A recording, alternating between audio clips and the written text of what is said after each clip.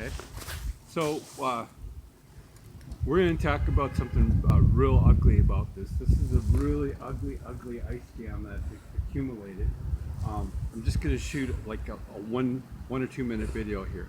I want you to understand, any time as a person that's doing any kind of snow removal or anything like that, and when you're doing things in Minnesota or any state that has snow, what you have to be super careful about is power lines that run in the mast lines that are running into your mast here.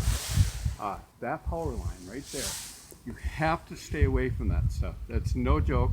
And you want to stay a distance far enough away that the power can't arc and jump to you. Why I came up with this idea was that it's a non-conductor that I'm using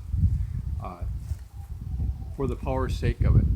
But I try to stay away from that. When I built a pile down below there, that's where I'm pushing my snow off of from the patio area. It's on the other side, and I will continue to move away so that kids can't climb on a snow pile and get where that power line is. That's something we need to really talk and emphasize about. Safety out. And so here's what a really nasty situation I'm in, and why I created this was because I wasn't able to get up to where I needed to in time to get to these jams, and I should have. But you know, God's timing is another story that we'll share later on at in a different video. But this is so that, you know, I showed you in doing a couple of roofs that were at probably a 612 pitch or whatever. But this is the reality of it. This is the natural roof of how the snow is drifted up into the top near the dormer. So we have a pile. And I just want to give you a little example of how this thing really does avalanche. As you can see, I'm avalanching. And what I'll have to do is I'll have to set up a ladder, and I'll have to have somebody go up and stand on the ladder while I'm down on the ground running ground operations and overseeing this. And then the man on the ladder, or woman, I'll be holding the ladder for them, and then they'll be able to glide up.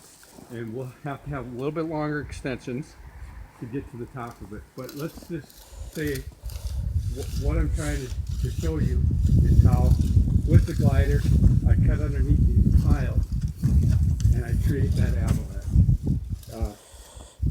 Now, a couple things you have to know is the timing. When you do this, you have to understand that you don't want to do this when you have the sun baking on the snow, because right now this layer of snow that's underneath here is insulated, and it's kind of cool, chilled if you will, and that's how the avalanche is able to form itself.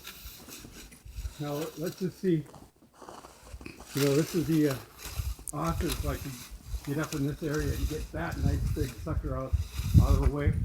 I might not be able to reach it from right here, but I might need my cameraman to help me a little bit.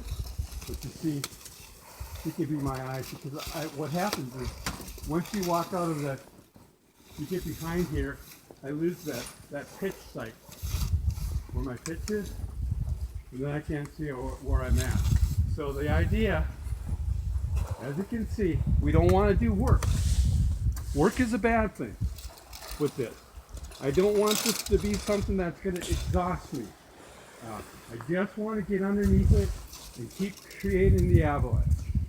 If you have to pull on this or push so hard that you're going to faint, don't do it. Because the idea is just to get that avalanche happening, folks. This is the beauty of it.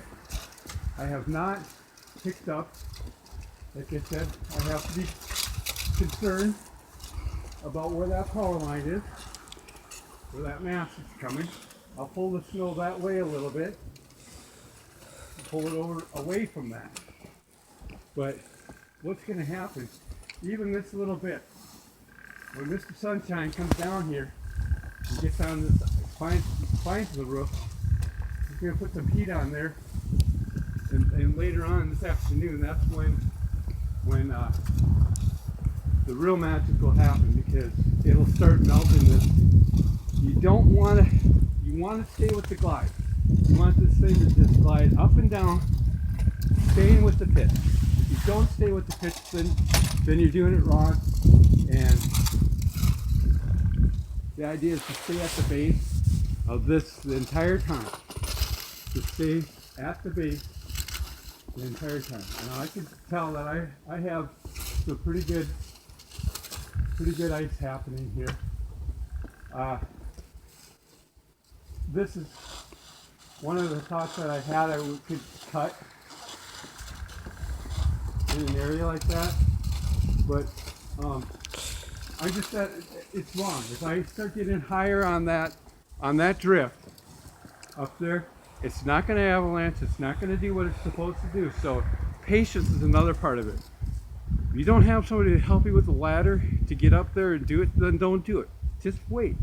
It's safety. Have somebody help you out, and the job will get done. Like, we covered a pretty good area right there, and that sun is going to come down. I'll glide over this a little bit, pull a little bit more back, slide it off, but then I'll just detach here and break it down, and that'll be the end. God bless. Thank you, Lincoln. You're welcome.